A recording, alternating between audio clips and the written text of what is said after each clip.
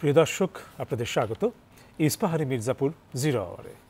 বৈশাখী টেলিভিশনের সমসাময়িক বিষয়ভিত্তিক আলোচনার নিয়মিত আয়োজন ইস্পাহানি মির্জাপুর জিরো আওয়ার। প্রতিদিনের মতো আজও একটি নির্ধারিত বিষয়ে কথা হবে আমন্ত্রিত অতিথিদের সঙ্গে। আজকের আলোচনার শিরোনাম, আলোচনায় শ্রমিক বিক্ষোভ, চিন্তায় সমাধান। এ বিষয়ে কথা বলার জন্যে দুজন অতিথি আমাদের মাঝে উপস্থিত রয়েছেন, তাদের সঙ্গে পরিচয় হয়ে দিচ্ছি। আমার ডানে প্রথমেই আছেন বিজিএমই এর সাবেক পরিচালক এনামুল হক খান। এরপরে আছেন দৈনিক প্রথম আলোর যুগ্ম সম্পাদক সোহরাব হাসান। এই দুই অতিথির সঙ্গে কথা হবে আজকের নির্ধারিত বিষয়টি নিয়ে। তবে তার আগে যথারীতি এক নজর দেখে নিচ্ছি বৈশাখী সংবাদের শিরোনাম। সরকারের সকল পর্যায়ে সংস্কার কর্মসূচি বাস্তবায়ন করতে সচিবদের নির্দেশ দিয়েছেন প্রধান উপদেষ্টা। দুর্নীতির মূলোৎপাটনে ব্যবস্থা নিতে বলেছেন। শ্রমিক বিক্ষোভের জেরে সাভারের 7টি গার্মেন্টসে ছুটি ঘোষণা, গাজীপুরেও বিক্ষোভ, শিল্পাঞ্চলে অসন্তোষ করছে বহিরাগত, বলেছেন শ্রম উপদেষ্টা। খালেদা জিয়ার সঙ্গে ব্রিটিশ হাই কমিশনারের বৈঠক, ক্ষমতায় গেলে জাতীয় সরকার গঠন করে দেশ চালাবে বিএনপি, বলেছেন তারেক রহমান। ছাত্র জনতার অভ্যুত্থানের 1 মাস পূর্তিতে কাল সারা দেশে শহীদে মার্চ হবে। আর কাউকে দেশে ফ্যাসিবাদ প্রতিষ্ঠা করতে না দেওয়ার ঘোষণা সমন্বয়কদের। এবং সাবেক মন্ত্রী তাজুল ইসলামের শালক মহব্বতের শত কোটি টাকার অবৈধ সম্পদ, লাকসামে তার টর্চার সেলে নির্যাতনের শিকার অনেকে। শুনছিলাম বৈশাখী সংবাদের শিরোনাম। যাচ্ছি আলোচনায় আজকের দুই অতিথির সঙ্গে। আমাদের আজকের আলোচনা মূলত সাভার, আশুলিয়া এবং গাজীপুরের শিল্পাঞ্চলে যে শ্রমিক অসন্তোষ, যে বিক্ষোভ চলছে, সেটিকে কেন্দ্র করে বেশ কদিন ধরেই এই বিক্ষোভ চলছে। যেদিন আমরা পেরিয়ে এলাম, অর্থাৎ বুধবার দিন, সেদিনও আশুলিয়াতে 60টির মতো গার্মেন্টস বন্ধ করে ছুটি ঘোষণা করতে হয়েছে এই বিক্ষোভের প্রেক্ষিতে। যদিও সেখানে সেনাবাহিনী, শিল্পাঞ্চল পুলিশ, বিজেপি সকলের টহল রয়েছে, কিন্তু বিক্ষোভ নিয়ন্ত্রণে অতটা আসছে না। এবং বিষয়টি নিয়ে আন্তঃমন্ত্রণালয় বৈঠকও হয়েছে এবং চেষ্টা চলছে যেন বিষয়টির একটি সমাধান হয়। আমরা এই বিষয়ে প্রথমেই শুনব এনামুল হক খান, আপনার কাছ থেকে যে কি কারণে, আপনারা যারা এই খাতের উদ্যোক্তা, তাদের কাছ থেকে, তাদের অভিজ্ঞতার জায়গা থেকে বুঝতে চাইব যে এই বিক্ষোভটি কেন দানা বেঁধে উঠল। জি, আসসালামু আলাইকুম। বৈশাখী টেলিভিশনের দর্শকদের জন্য আমার শুভেচ্ছা। বৈষম্য বিরোধী ছাত্র আন্দোলনের মাধ্যমে যে নতুন বাংলাদেশের সূচনা হয়েছে, আজ তার 1 মাস পূর্ণ হলো। নাম না জানা অনেক ছাত্র জনতা এই আন্দোলনে শহীদ হয়েছেন। আমি তাদের আত্মার মাগফিরাত কামনা করছি ও গভীর শোক প্রকাশ করছি। আমরা জানি যে বাংলাদেশের অর্থনীতির প্রধান চালিকা শক্তি হচ্ছে গার্মেন্টস পোশাক শিল্প। হঠাৎ করে আজ এই শিল্পে অস্থিরতা শুরু হয়েছে। গত 27শে আগস্ট থেকে শ্রমিক বিক্ষোভের কারণে অধিকাংশ ফ্যাক্টরি কার্যক্রম বন্ধ রয়েছে। ফ্যাক্টরি মালিকগণ কারখানা চালু করার চেষ্টা করেও ব্যর্থ হচ্ছেন। আমিও ব্যর্থ হচ্ছি। আমিও একজন মালিক, আমার ফ্যাক্টরি আশুলিয়াতে। আমি মনে করি যে এর পেছনে মূল কারণ হচ্ছে বহিরাগতদের উস্কানি। বহিরাগতদের উস্কানি, এরা কারা বহিরাগত আমরা কিভাবে জানলাম? কারণ আমরা বাইরে সবার সাথে কথা বলছি, শ্রমিকদের সাথে আমরা কথা বলছি, আমাদের নিজেদের শ্রমিক কথা বলছি, রাস্তায় আমরা সব শ্রমিক যারা বেরোয় যাচ্ছে তাদের সাথে কথা বলছি যে তোমরা বেরোয় যাচ্ছ কেন। তারা কিন্তু বলতে পারে না। তারা বলতে পারে না কি কারণে তারা আন্দোলনটা কেন, তাদের স্পষ্ট না। বাইরে যারা লোকজন আছে যাদের সাথে জেনারেল জনতা, ফ্যাক্টরির পাশে যারা থাকে বা দোকানপাট, তাদের সাথে জানি কথা হচ্ছে যে তোমরা জানো কি, কোথায় কি হচ্ছে। আসলে কিন্তু কেউ কিছু জানে না, কোথায় যে কি ঘটছে কিছুই আমরা বলতে পারি না। আমাদের এই পরপর 4 দিন আজকে আমাদের ফ্যাক্টরি থেকে লোক বেরোয় গেল, আজকেও বেরোয় গেল। আমি তাদের জিজ্ঞেস করলাম, ভাই তোমরা বেরোচ্ছ কেন? ওরা বললো যে বাইরে থেকে ইনস্ট্রাকশন, তারা যেন বেরোয় যায়। আর তারপরে আরও কয়েকজনকে জিজ্ঞেস করলাম, তারা বললো যে দাবি দেওয়া আছে। তো ওকে দাবি দেওয়া কি? তো এমন সব দাবি দেওয়া তারা উপস্থাপন করছে যেগুলো ভিতরে কোনো সারমর্ম নাই। এটা অপ্রাসঙ্গিক, ইলজিক্যাল, কোনো যুক্তি নাই এগুলোর পেছনে। যেমন ইন্ডাস্ট্রিয়াল ইঞ্জিনিয়ারকে বাদ দিতে হবে, এটা কোনো দাবি হতে পারে? এই মডার্ন যুগে আমরা নতুন প্রযুক্তি এবং এগুলো ব্যবহার করব, আমরা আরও ভালো করব, ইন্ডাস্ট্রিকে আমরা বৈজ্ঞানিক উপায়ে আমরা উপরে নিয়ে যাব। সেই জায়গায় আমি তাদের দাবি দেওয়া বা এই উচ্ছৃঙ্খল আচরণ এগুলোর কোনো কারণ আমি খুঁজে পাচ্ছি না। এত বড় একটা ইন্ডাস্ট্রি আমাদের দেশে, যেখানে 84% ফরেন এক্সচেঞ্জ আর্ন হচ্ছে এই দেশে, সেই সেক্টরে এমন একটা নৈরাজ্য, এমন একটা ভয়াবহ পরিস্থিতি, এটা আমি কল্পনা করতে পারতেছি না। যেমন আমার ফ্যাক্টরি, এই আজকে আমার ফ্যাক্টরিতে প্রায় 8-9 জন স্টাফ যারা ছিল, যারা ফ্যাক্টরিতে, যারা উপস্থিতি কিছু না, তারা জাস্ট উপস্থিত ছিল ফ্যাক্টরিতে, তারা কি দোষ করলো আমি জানি না, তাদেরকে মারাত্মকভাবে তাদেরকে মার দিয়ে তাদেরকে আহত করা হচ্ছে। গতকালকে সেম অবস্থা, তারা ফ্যাক্টরি ভাঙতে আসলো, প্রতিবার তারা ফ্যাক্টরি ভাঙতে আসছে। কেন ফ্যাক্টরি ভাঙতে আসছে? আমি প্রথম যে কথাটা বলি যে একটা ব্যাকগ্রাউন্ড আছে। আসলে যে জোনটা, এই জোনটা হচ্ছে বাংলাদেশের শ্রেষ্ঠ ফ্যাক্টরি, সবগুলো ফ্যাক্টরির মধ্যে শ্রেষ্ঠ ফ্যাক্টরিগুলো এখানে, কমপ্লায়েন্ট ফ্যাক্টরিগুলো এখানে, সর্বরকম বেনিফিটস, ফ্যাসিলিটিস, বোনাসেস সব কিছু আমরা পারফেক্ট। এইগুলো হচ্ছে আশুলিয়া। এছাড়া অন্যান্য ফ্যাক্টরি তো ভালো ফ্যাক্টরি আছে, কিন্তু আমাদের এখানে পার্সেন্টেজ অনেক বেশি। আমি বলি যে 90-95% ফ্যাক্টরি ইন আশুলিয়া জোন, তারা একদম পারফেক্ট বেতন ভাতা দিচ্ছে। তাহলে এই জায়গায় আন্দোলনটা হবে কেন? বা এই প্রতিবার আন্দোলন শুরু হচ্ছে এই জায়গা আশুলিয়া থেকে। এই আশুলিয়া থেকে আন্দোলন ছড়ায় গেল গাজীপুরে বা অন্যান্য জায়গায় আন্দোলন ছড়াচ্ছে। নারায়ণগঞ্জ আমি দেখি তুলনামূলকভাবে ভালো একটা অবস্থানে আছে। আমরা যেটা জানি যে আশুলিয়া, শুধু আশুলিয়াতে 60+ ফ্যাক্টরিতে এরকম একটা অসন্তোষ।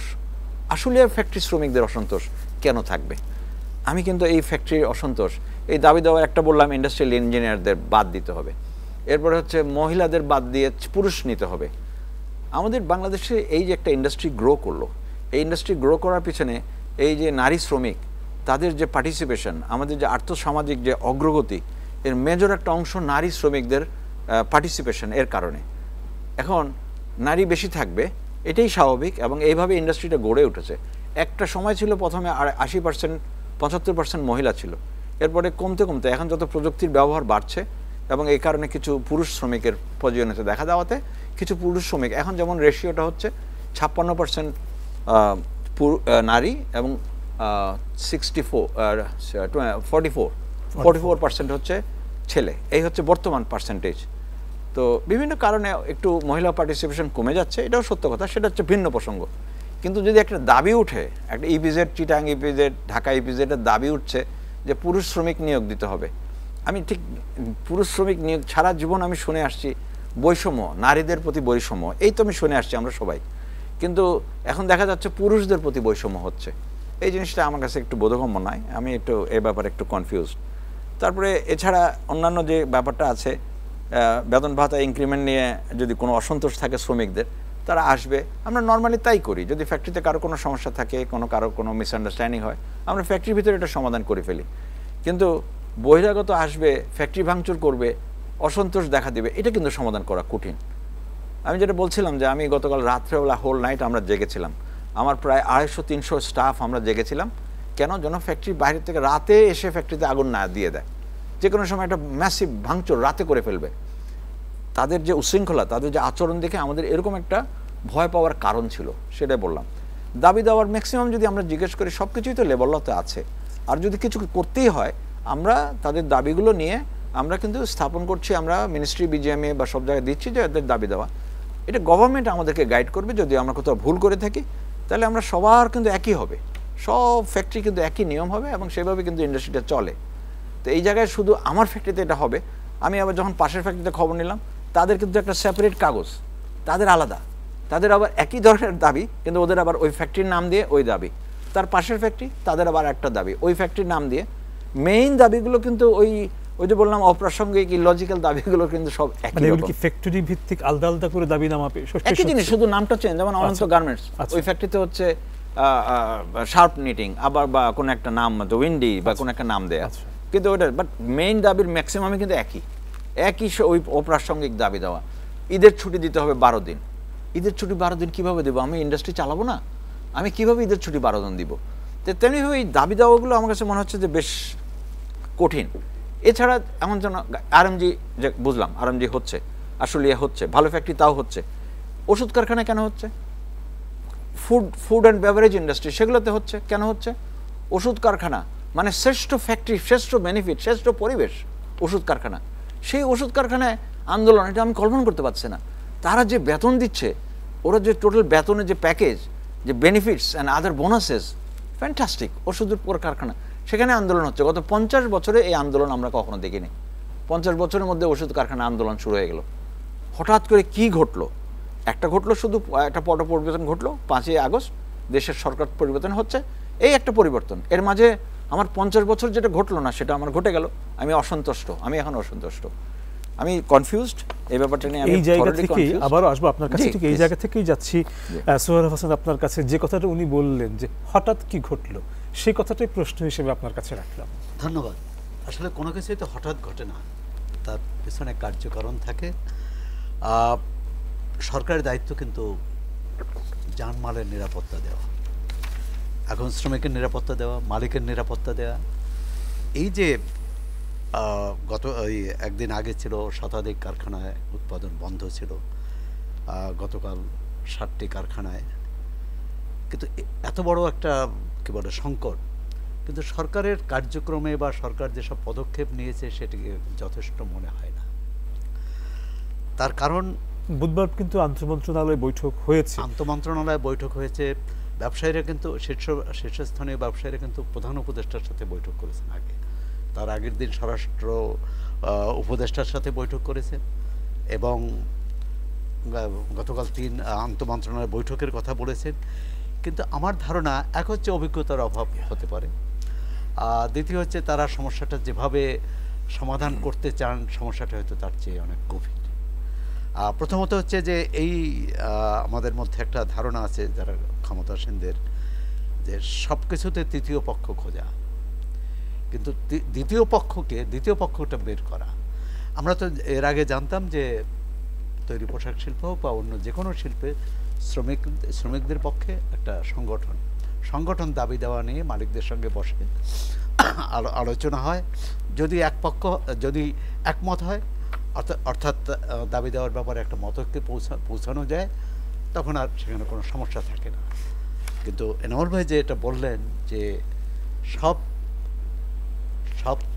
এই কারখানায় দাবি দেওয়ার কথা বললেন, যে সব কারখানার বা কর্তৃপক্ষের কাছে একই রকম দাবি, আর সেটি যেখানে বেতন ভাতা নিয়মিত হচ্ছে, ভালো বেতন ভাতা সেখানেও যেমন, আবার যেখানে অনিয়মিত বেতন বকেয়া মজুরি বকেয়া আছে সেখানেও।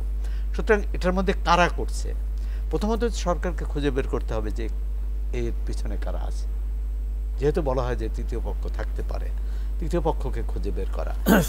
দাবিগুলো একটা তো হচ্ছে যে কারখানার ভেতরে যেটা, এটা বের করা যে কোনো মালিকের পক্ষেই সম্ভব এবং সহজ, যে কারা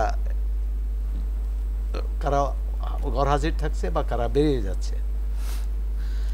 এখন যেটা আমাদের তৈরি পোশাক শিল্পের একটা বড় সমস্যা, যে সব জায়গায় একাধিক ইউনিয়ন আছে, আবার কোথাও ইউনিয়ন অনুপস্থিত। এই যে একাধিক ইউনিয়ন, সেটা সমস্যা তৈরি করে। এর আগেও আমরা দেখেছি কোনো ইউনিয়ন মালিক পক্ষের সাথে কথাবার্তা বলে কথাবার্তা বলে একটা সমঝোতায় পৌঁছে, অন্য পক্ষ এসে বলে যে আমরা এই সমঝোতা মানি না। সেখানে আমার মনে হয় যে একক বার্গেনিং এজেন্ট থাকা দরকার, যেমন সরকারি যে কারখানাগুলো, যে মানে এটা বৈধ একক শ্রমিক সংগঠন থাকবে, সেই শ্রমিক সংগঠনের সাথে মালিক পক্ষ কথা বলবে বা ওই শ্রমিক কথা বলে সমস্যার সমাধান করবে। আরেকটি হচ্ছে যে আপনার গণমাধ্যমে যেটা দেখলাম, যে যারা চাকরি হারিয়েছে 2 বছর আগে, 3 বছর আগে, 5 বছর আগে, এখন তাদের দাবি হচ্ছে, আমরা যেহেতু স্বৈরতান্ত্রিক সরকার ছিল, আমরা চাকরি হারালেও কিছু প্রতিবাদ করতে পারিনি। কিন্তু বাংলাদেশে এরকম পরিবেশ তো হয়নি যে শ্রমিকরা প্রতিবাদ করতে পারেনি। শ্রমিকরা প্রতিবাদ করেছে, আন্দোলন করেছে, মালিকদের দাবি আদায় বাধ্য করেছে, আবার কোথাও কোথাও হয়তো তারা মারও খেয়েছে।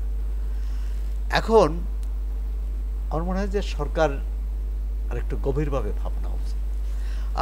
কালকে বিজেপির পক্ষ থেকে বলা হয়েছে যে সব কারখানা খুলে দেবে।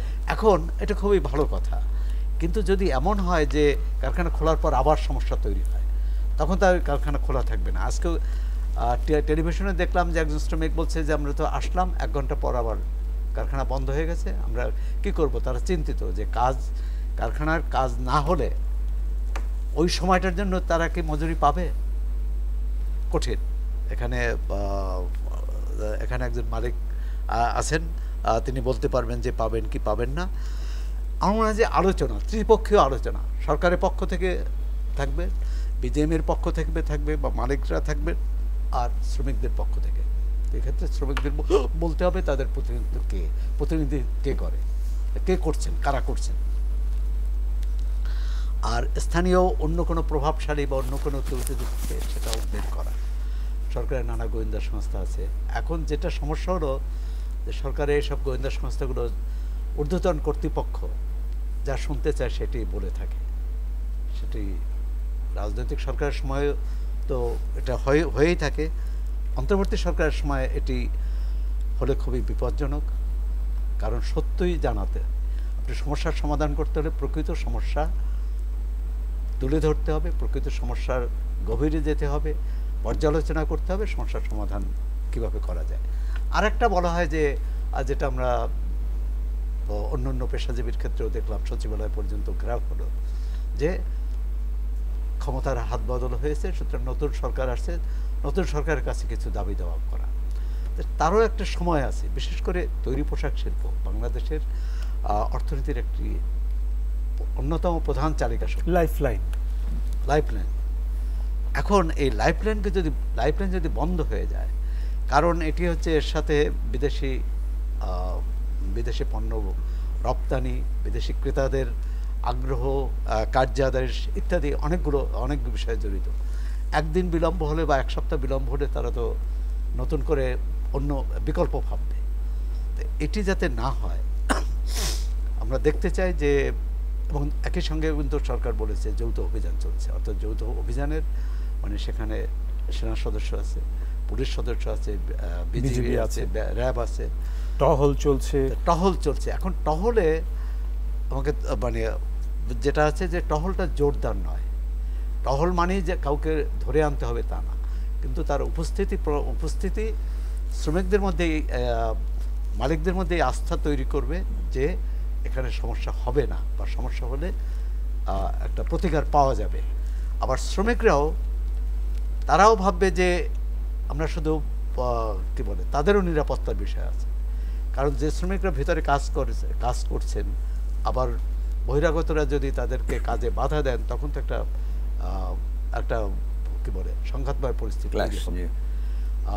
তাই এটি আমরা বাইরে থেকে একজন সাধারণ নাগরিক হিসাবে, সংবাদকর্মী হিসেবে বলতে পারবো না সমাধান কি, কিন্তু এটি মনে হচ্ছে যে সরকার যেসব পদক্ষেপ নিয়েছে সেটি যথেষ্ট নয়, আরও কিছু করণীয় আছে বলে মনে করি। আচ্ছা, ধন্যবাদ আপনাদের দুজনকে। এই আলোচনা চলবে, একটা বিরতির সময় হয়ে গেছে, তারপর ফিরবো আবার আপনাদের কাছে। প্রিয় দর্শক, ইস্পাহানি মির্জাপুর 0 আওয়ারে সময় হয়ে গেল একটা বিরতির। ফিরবো অল্প সময়ের ভেতর, আশা করি সঙ্গেই থাকছেন।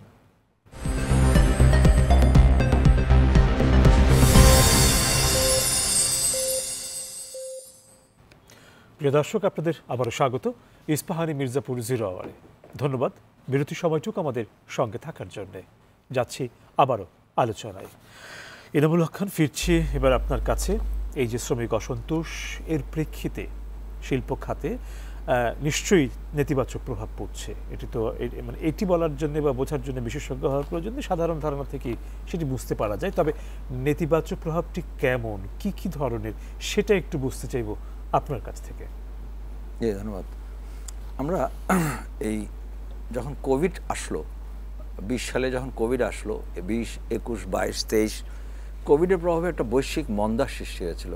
এর কারণে আমাদের আরএমজি ইন্ডাস্ট্রি এমনিতেই একটা চ্যালেঞ্জের সম্মুখীন। অনেক দিন থেকে আমরা স্ট্রাগল করছিলাম এই মন্দা পরিবেশ হ্যান্ডেল করার জন্য। এর মাঝে আসলো আমাদের বেতন বৃদ্ধি। তো গত অক্টোবরে আমাদের বেতন বৃদ্ধি হলো। আর এর পরে বেশিরভাগ বায়াররা কিন্তু বেতন বৃদ্ধির আনুপাতিক হারে আমাদেরকে কম্পেনসেশন দিতে পারেনি, বা দিচ্ছে বা দিবে সামনে, কিন্তু আমরা এটা হ্যান্ডেল করছি। তো এই সময় কি হলো, আমরা গত কয়েক মাস ধরে আইনশৃঙ্খলা পরিস্থিতির সাথে লড়াই করছি। সাম্প্রতিক ছাত্র জনতার আন্দোলন এবং বন্যা পরিস্থিতির কারণে এমনিতে আমাদের শিল্প আবার পিছিয়ে গেল। কোটা সংস্কারের লক্ষ্যে 24 সালের 1 জুলাই থেকে বৈষম্য বিরোধী ছাত্র আন্দোলনে শিক্ষার্থীরা লাগাতার কর্মসূচি দেয়। 5ই আগস্ট গণ অভ্যুত্থানের মাধ্যমে এই আন্দোলনের সমাপ্তি ঘটে। কিন্তু এই যে ঘটনা ঘটলো সেটা আমাদের দেশে ঘটলো, সরকার পরিবর্তন ঘটলো বা যাই ঘটলো সেটা হচ্ছে সরকারের ব্যাপার। কিন্তু আমি যদি আমার ইন্ডাস্ট্রির দিকে তাকাই, এই পুরো ঘটনাটা বা এই পুরো প্রক্রিয়াটা আমাদের ইন্ডাস্ট্রিতে ভয়াবহ একটা এফেক্ট ছিল। আমরা প্রোডাকশন ঠিকমতো করতে পারি নাই, কারফিউ ছিল, ট্রাকগুলো চিটাঙে পৌঁছাইতে পারে নাই, আমরা ট্রাক ছাড়তে পারি নাই, প্রতি রাত্রে কারফিউ। এসব কারণে আমাদের ট্রাকগুলো ঠিকমতো যাইতে পারে নাই।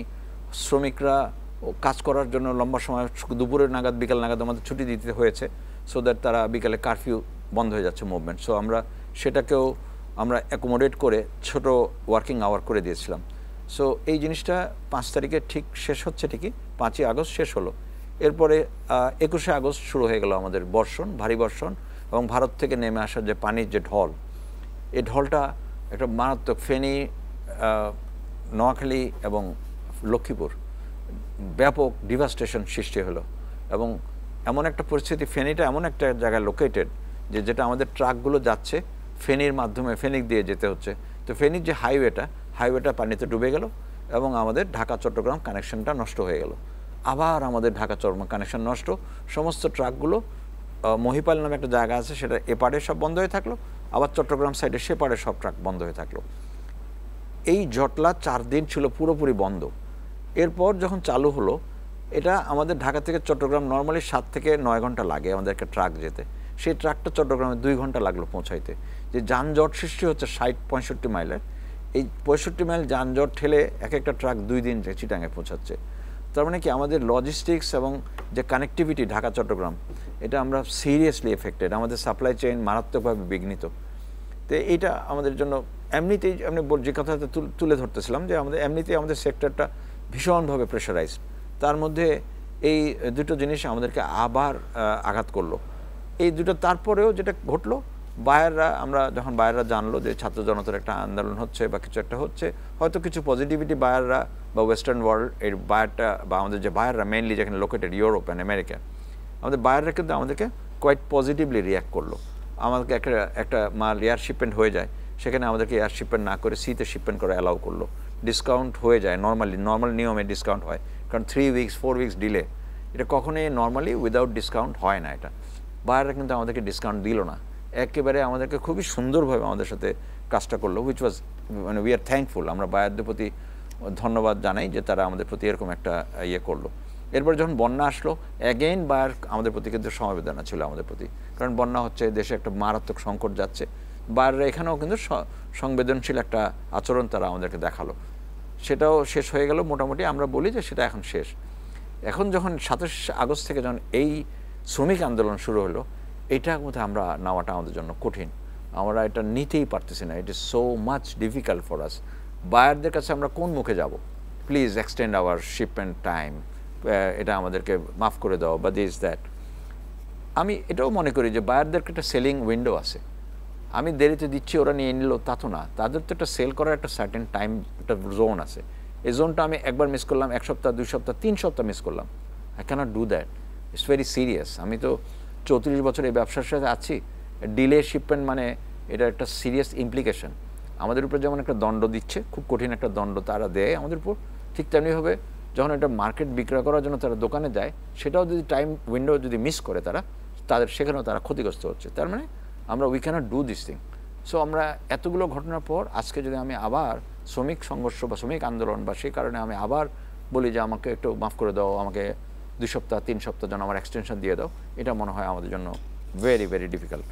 এখন যে সরাসরি যদি আমরা বলি, প্রতিদিন আমাদের $50 মিলিয়ন ক্ষতি সাধিত হচ্ছে যদি আমি এক্সপোর্ট, দেশটা যদি বন্ধ থাকে। ডেইলি $50 মিলিয়ন, বিশাল একটা ইমপ্লিকেশন। এবং এই জন্য আমাদের অন টাইম ডেলিভারির উপর একটা মারাত্মক ক্ষতি, একটা মারাত্মক একটা ক্ষতি হচ্ছে, ড্যামেজ হচ্ছে। আরেকটা জিনিস হচ্ছে যে বায়াররা যে বাইং ট্রিপে বেরোচ্ছে, ওরা কিন্তু কিছুদিন পরে পরে একটা বাইং ট্রিপে বেরোয়। তো এখন তারা বাংলাদেশে আসতে পারতেছে না। অলরেডি অস্ট্রেলিয়া, আমেরিকা অ্যান্ড ইউরোপে বেশ কয়েকটা দেশ বাংলাদেশের উপরে একটা ভ্রমণ নিষেধাজ্ঞা দিয়েছে। তো তাতে করে বায়ারদের কিন্তু ঢাকা আসাটা সম্ভব হচ্ছে না। তো তখন তাদের বাইং ট্রিপে যখন এরকম একটা ডিফিকাল্টি ফেস করে, তখন অটোমেটিক্যালি তারা কি করে, নিয়ারেস্ট প্রতিদ্বন্দ্বী দেশের কাছে তারা একটা চলে যায় যে ভাই তুমি আমার কাজটা করে দাও। যেমন ইন্ডিয়া, ভিয়েতনাম, পাকিস্তান, ক্যাম্বোডিয়া, এরা কিন্তু বেনিফিটেড হবে, কারণ আমার এখানে অর্ডার প্লেস করতে পারছে না। আমি শিওর আমাদের ফ্যাক্টরিগুলো লাস্ট অনেক দিন ডিস্টার্ব হওয়ার কারণে তারা কিন্তু এক্সট্রা অর্ডার নিতে পারতেছে না বা রেগুলার অর্ডারও সম্পূর্ণ করতে পারবে না। তখন অর্ডারগুলো শিফট করতে হবে, খুব প্রয়োজন। এটা শিফট না করলে তো আমাদের অন টাইম ডেলিভারি হবে না। তো ইন দ্যাট কেস বায়ার যদি শিফট করে তাহলে আমাদের এই অর্ডারগুলো আমরা হারাবো। আর গার্মেন্টসের একটা স্পেশাল একটা বৈশিষ্ট্য আছে যে একবার যদি গার্মেন্টসের অর্ডারটা আরেক দেশে চলে যায় and if they can perform successfully, ওই অর্ডারটা ফিরে আসবে না। এটা একদম যেমন আমরা কোনো এক সময় শ্রীলঙ্কার অর্ডারগুলো আমরা নিয়ে আসছিলাম, আমরা তখন শ্রীলঙ্কা বিপদে ছিল, ইন্টারনাল গৃহযুদ্ধ ছিল, ওই অর্ডারটা যখন আমাদের এখানে শিফট করলো আমরা সাকসেসফুলি পারফর্ম করলাম, অর্ডারটা আমাদের এখানে রয়ে গেছে। That's how the garments industry grow in our country. তো এইভাবে একটা সিচুয়েশন যদি চিন্তা করি, আমার মনে হয় যে এটা একটা ভয়াবহ, এটার একটা ইমপ্লিকেশন আছে। উই হ্যাভ টু খুব দ্রুত আমরা নিয়ন্ত্রণে আনতে হবে, এবং নিয়ন্ত্রণে আনতে না পারলে আমি মনে করি যে এটা বিপর্যয়ের একটা আশঙ্কা আছে। ধন্যবাদ ইনামুল খান। আবার আসবো আপনার কাছে, যাচ্ছি হাসান আপনার কাছে। আমরা এর আগে যখন আলোচনায় ছিলাম আপনার সঙ্গে বলছিলাম যে আন্তঃমন্ত্রণালয়ের বৈঠকও হয়েছে এবং সেখানে উপদেষ্টারা সবাই ছিলেন। তো পরবর্তীতে বলা হয়েছে যে তারা মনে করছেন যে এই বিক্ষোভের সঙ্গে যারা জড়িত তারা মূলত শ্রমিক নন, তারা বহিরাগত। বহিরাগতদের থাকবার আরেকটি কথা আমরা আমাদের আরেক অতিথির কাছ থেকেও শুনেছি, তিনিও ধারণা করছেন যে বাইরের লোকজনের সঙ্গে সম্পৃক্ত আছে। তো এক্ষেত্রে প্রথমত প্রশ্নটা দাঁড়ায় যে বহিরাগতটা কারা, তাদেরকে চিহ্নিত করার উপায়গুলো নির্ধারণ করা হয়েছে কিনা। কারণ যদি এটি মূলত বহিরাগতদের কাজই হয়ে থাকে তাদেরকে চিহ্নিত করা এবং তাদের সঙ্গে কি বলা, তাদের এই অ্যাক্টিভিটিসগুলিকে নিয়ন্ত্রণ করার জন্য তো কিছু অ্যাপ্রোচ ডেভেলপ করতে হবে। যেটা যাবো আপনার কাছে এই বিষয়ে শোনার জন্য। এখন বহিরাগত সরকার যখন বলছে যে পিছনে বহিরাগত আছে, বা মালিকরাও যদি বলে থাকেন যে এর পিছনে বহিরাগত আছে, তাহলে প্রথমে হচ্ছে তাদেরকে চিহ্নিত করতে হবে। এবং এই বহিরাগতের মধ্যেও অনেক কী বলে ধরন আছে। প্রথমত হচ্ছে যে 2 বছর আগে 3 বছর আগে চাকরি হারিয়েছেন, এরা এক ধরনের বহিরাগত। আরেকটা হচ্ছে যে স্থানীয়ভাবে প্রভাবশালী, এবং এসব ক্ষেত্রে নুরহক ভাই আছেন এখানে, যে তিনি নিশ্চয়ই স্বীকার করবেন যে এই প্রভাবশালীরা নানাভাবেই শ্রমিকদেরও কাছ থেকে স্বার্থ আদায় করে, আবার মালিকদের কাছ থেকেও স্বার্থ আদায় করে। এই প্রভাবশালীদের খুঁজে বের করে। এখন এই প্রভাবশালী কারা? একটা হতে পারে যারা ক্ষমতায় ছিল 5 আগস্ট পর্যন্ত, তাদের একটা প্রভাব ছিল। এখন তারা কি প্রকাশ্যে আছে? তাদের তো বেশিরভাগই পলাতক, বেশিরভাগ না মনে হচ্ছে শতভাগই। তাহলে তাদের শূন্যস্থান আবার কেউ পূরণ করছে কিনা? যে আমরা তো অন্য ক্ষেত্রে দেখি যে এক প্রভাবশালীরা আড়ালে চলে গেছে, আর এক প্রভাবশালীর সামনে আসছে। আমি কোনো দলের কথা বলছি না। সুতরাং এটা খুঁজে বের করা কারা এর পেছনে আছে। আরেকটা হচ্ছে যে শ্রমিক সংগঠনগুলোর মধ্যে কারা আছে। তো এটাই মালিকদেরও জানা, সরকারেরও জানা যে শ্রমিক সংগঠন নিবন্ধিত অথবা অনিবন্ধিত যদি হয়, তাদের সঙ্গে আলোচনা করা। যে কোনো সমস্যার হচ্ছে শুধু শক্তি প্রয়োগ করে কিন্তু সমস্যার সমাধান হবে না, আলোচনা করতে হবে। আর শ্রমিকদের ন্যায্য যে দাবিগুলো, যেমন ধরেন অনেক কারখানায় আমরা স্বাভাবিক সময় দেখি অনেক কারখানায় মজুরি বকেয়া থাকে, বোনাস দেয়া হচ্ছে না, এবং অনেক সময় বিজিএমির পক্ষ থেকে কিন্তু ওই মালিকদের সহায়তা করা হয়। এই কারখানাগুলো চিহ্নিত করা, কারণ কারখানার এই বিক্ষোভটা হচ্ছে সংক্রমণের মতো। একটি কারখানায় বিক্ষোভ হলে তার পাশে অন্য কারখানায় ছড়িয়ে পড়ে, এবং শ্রমিকদের মধ্যে, পৃথিবীতে শ্রমিকদের মধ্যেই একটা সংহতি থাকে আরেক শ্রমিকের প্রতি, এবং এরা যেহেতু সংগঠিত, সুতরাং সমস্যাটা 2 দিক থেকেই দেখতে হবে। এক হচ্ছে আইনশৃঙ্খলা পরিস্থিতি কোনোভাবে খারাপ করতে দেওয়া যাবে না, আবার শ্রমিকদের ন্যায্য যে দাবি সেটিও সহানুভূতির সঙ্গে দেখতে হবে। কাদের সাথে আলোচনা করবে সেটি কিন্তু সরকারকে ঠিক করতে হবে, যে কারা শ্রমিকদের প্রতিনিধিত্ব করে। এখন আমরা তো দেখি যে বিশেষ করে তৈরি পোশাক শিল্পে অনেকগুলো শ্রমিক সংগঠন, এবং কেউ রাজনৈতিকভাবে, বেশিরভাগই এর পেছনে আবার রাজনৈতিক দল আছে। সুতরাং কারা প্রতিনিধিত্ব করবে এটা ঠিক করা, আলোচনা করা। আর আমি বলছি বিজেএমের সাথে বৈঠক করেছেন, সেখানে সরকারের প্রতিনিধিরাও ছিলেন, 3 উপদেষ্টা আন্তঃমন্ত্রণালয়ে বৈঠক করেছেন। কিন্তু আমরা তো চাইব যে বৈষম্যবিরোধী আন্দোলনের মধ্য দিয়ে যে সরকার এসেছে, সেই সরকার শুধু সচিবালয়ে বসে সমস্যার সমাধান করার চেষ্টা করবে না, তারা শিল্পাঞ্চলে যাবেন। কারণ এখন একটা কিন্তু অস্বাভাবিক পরিস্থিতি বা একটা যদি ক্রান্তিকাল বলি, যে বিশেষ করে আইনশৃঙ্খলা রক্ষার দায়িত্ব হচ্ছে পুলিশের এবং শিল্পাঞ্চলে শিল্প পুলিশ। দুই পক্ষই কিন্তু প্রায় নিষ্ক্রিয় বা অনেকাংশে নিষ্ক্রিয়। এই যে অনেকাংশে নিষ্ক্রিয়দের সক্রিয় করা বা তাদের বিকল্প কি, বিকল্প এই যে যৌথ অভিযান চলছে, সুতরাং যৌথ অভিযান একটা হচ্ছে যে অস্ত্র, অবৈধ অস্ত্র বা যারা অস্ত্র জমা দেয়নি তাদের অস্ত্র খুঁজে বের করা, এটা খুবই ভালো পদক্ষেপ। এবং এই আন্দোলনের সময়ে তো অনেক থানা থেকে অনেক অস্ত্র লুট হয়ে গেছে, সেগুলো উদ্ধার করতে হবে। এটি যেমন গুরুত্বপূর্ণ, কারখানার সচল রাখা কিন্তু তার চেয়ে কম গুরুত্বপূর্ণ নয়। কেননা যদি আমাদের বাইরেরা চলে যান, যদি তারা অন্য দেশের দিকে ঝুঁকে পড়ে, তখন কিন্তু তৈরি পোশাক শিল্প যেমন বিপদে পড়বে, দেশের অর্থনীতি বিপদে পড়বে এবং আরও সংকটের মধ্যে আমরা চলে যাব। ধন্যবাদ। আমরা আবারও আসবো আলোচনায়, আপনাদের কাছে ফিরবো বিরতির পর। বিরতির সময় হয়ে গেছে প্রিয় দর্শক, ইস্পাহানি মির্জাপুর 0 আওয়ারে সময় হয়েছে আরও একটা বিরতির। ফিরবো অল্প সময়ের ভেতর, আশা করি সঙ্গেই থাকছেন।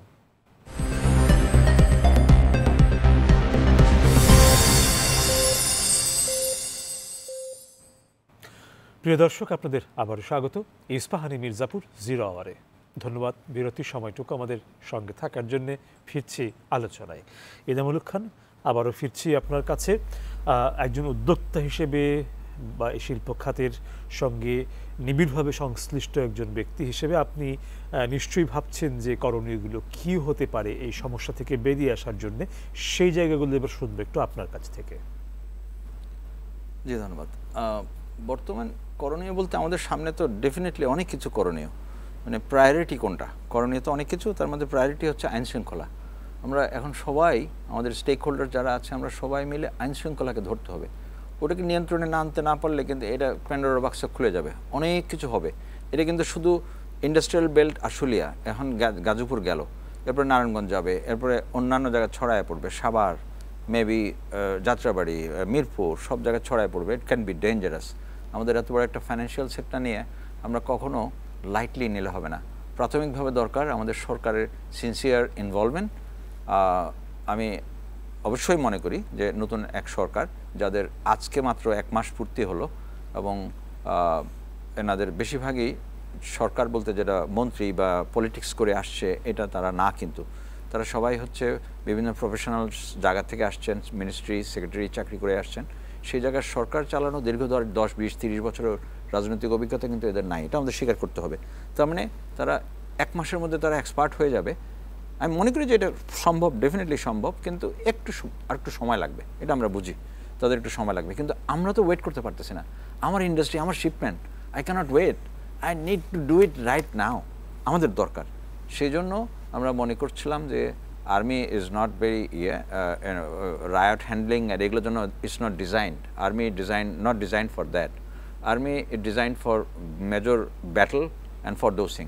এটার জন্য স্পেশালাইজড হচ্ছে আমাদের ইন্ডাস্ট্রিয়াল পুলিশ, তারপর আর্ম পুলিশ ব্যাটালিয়ন, র্যাব বা এনাদের উপস্থিতি, এবং নর্মাল পুলিশ তো আছেই, এনাদের উপস্থিতি এবং এনাদের সিনসিয়ারলি ইনভলভমেন্ট, এটা আমাদের জন্য এই মুহূর্তে দরকার। কিন্তু তার আগে দরকার সরকার তাদেরকে শক্তভাবে, কঠোরভাবে ইনস্ট্রাকশন দিতে হবে, জাস্ট ডু ইট। ইন্ডাস্ট্রিয়াল বেল্টে এটা ঘটা যাবে না, এটা ঘটানো যাবে না। But at the same time আমরা এটা সবাই জানি যে কিছুদিন আগে পুলিশের উপরে মারাত্মক একটা police was hit by violence, অনেক কিছু হয়ে গেল দেশে। আমরা সবাই জানি তার প্রেক্ষাপট, তার ব্যাকগ্রাউন্ড আমরা জানি।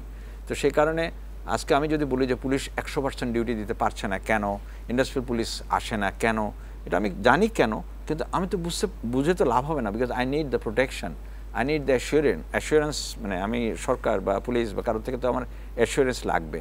তা আমরা আজকে সমস্ত স্টেক হোল্ডার্স, এক্স প্রেসিডেন্টস এবং আমরা এক্স ডিরেক্টরস, আমরা সবাই যারা ইনভলভ ছিলাম দীর্ঘ বছর, আমরা সবাই বিজেএমএতে উপস্থিত হয়ে আজকে বোধহয় অনেক দিন পর ম্যাসিভ সবার উপস্থিতি ছিল, এনএসআই, ডিজিএফআই, কি বলে আরও যারা এই stakeholders, industrial police, army, সবাই ছিল। এভরিওয়ান ওয়াজ রিপ্রেজেন্টেড আজকের মিটিংয়ে। এবং আমরা আমাদের সাজেশনস বা আমাদের সমস্যাগুলো আমরা হাইলাইট করেছি এবং আমাদের পক্ষ থেকে যে যে সাজেশন করা সম্ভব আমরা সবগুলো তুলে ধরেছি। এগুলো তুলে ধরার পর ওনারা এটা উপলব্ধি করতে পেরেছেন। আমি মনে করি যে ওনারা আমাদের জিনিসটা সমস্যাটা পুরোপুরি বুঝেছেন এবং এটাকে আমরা আশা করি যে আজকে মধ্যে বেশ কিছু অ্যাকশন বা ওনাদের উপস্থিতি জানান দিতে হবে ওনাদের। আমি বলি না যে কাউকে কিছু মানে খারাপ কিছু করো, গুলি করবে কেন? গুলি করা ছাড়া অনেকগুলো ব্যবস্থা আছে। মানে গুলি করা ইজ নট অ্যাট অল, এটা আমাদের ইন্ডাস্ট্রিতে সম্ভব না। Can't do this thing. আমি জানি না অন্য কোথাও সম্ভব কিনা, কোথাও গুলি করা সম্ভব না। আমরা রায়ট পুলিশ হ্যান্ডলিং প্রসিডিওর শিখতে হবে, লোকের রায়ট হ্যান্ডলিং প্রসিডিওরটা জানতে হবে, বিডিআর বা এদের আসতে হবে, তারা এটাকে খুব সুন্দরভাবে হ্যান্ডেল করতে হবে এবং তারা অন্যভাবে হ্যান্ডেল করতে হবে। কোনোভাবেই গুলি যেন না চলে। আমি চাই না কখনো আমাদের সেক্টরে কখনো কোনো গুলি চলুক, নট আ সিঙ্গেল গুলি, কোনো গুলি হবে না। এটাকে ম্যানেজ করতে হবে। দেয়ার আর টেকনিক্স। ওইভাবে আমাদের সাথে তারা যদি সমঝোতা করে, মালিকদের সাথে, বিজিএমএ, মালিক, সরকার সবাই যদি আমরা একসঙ্গে হই, আমি মনে করি যে আমি সুন্দরভাবে আমরা জিনিসটা হ্যান্ডেল করতে পারবো। তবে আরেকটা জিনিস খুব ইম্পর্টেন্ট হচ্ছে, আমরা 5 থেকে 9 তারিখ, 7 তারিখ, 8 তারিখ, 9 তারিখে আমরা কিন্তু স্যালারি দেই। এত আন্দোলন, এত কিছু ঘটলো, বন্যা হলো, সব কিছু হলো, আমাদের শিপমেন্ট গেল না।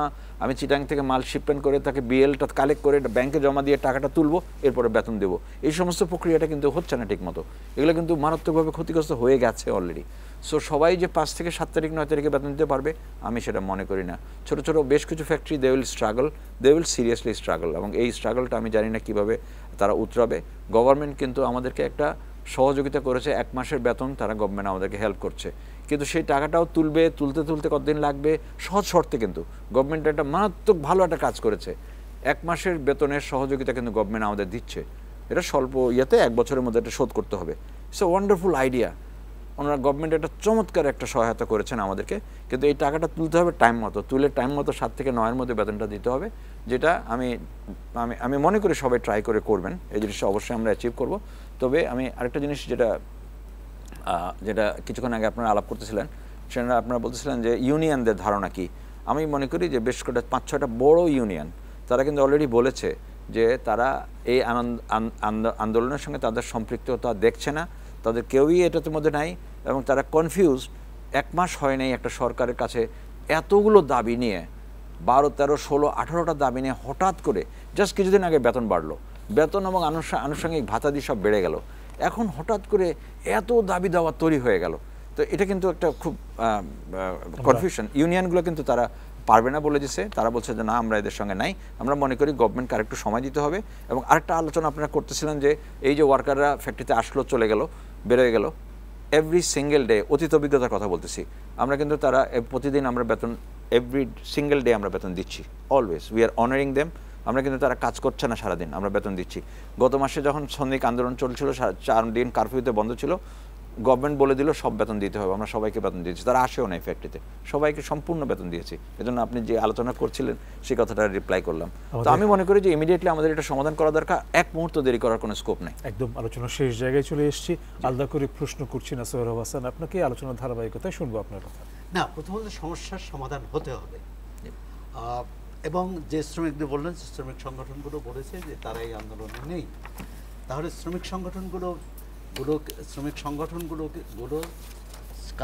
কারখানাগুলোতে যে এই কথাটি শ্রমিকদের বলতে হবে, এবং সেখানে মালিকদের উপস্থিত থাকতে হবে।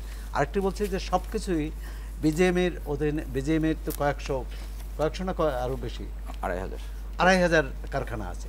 এখন বিজিএমে একটা বৈঠক করবে এবং সেই বৈঠকের সিদ্ধান্ত হবে, আর তার চেয়েও মানে সেই বৈঠকের সিদ্ধান্ত হোক, যেহেতু সেটি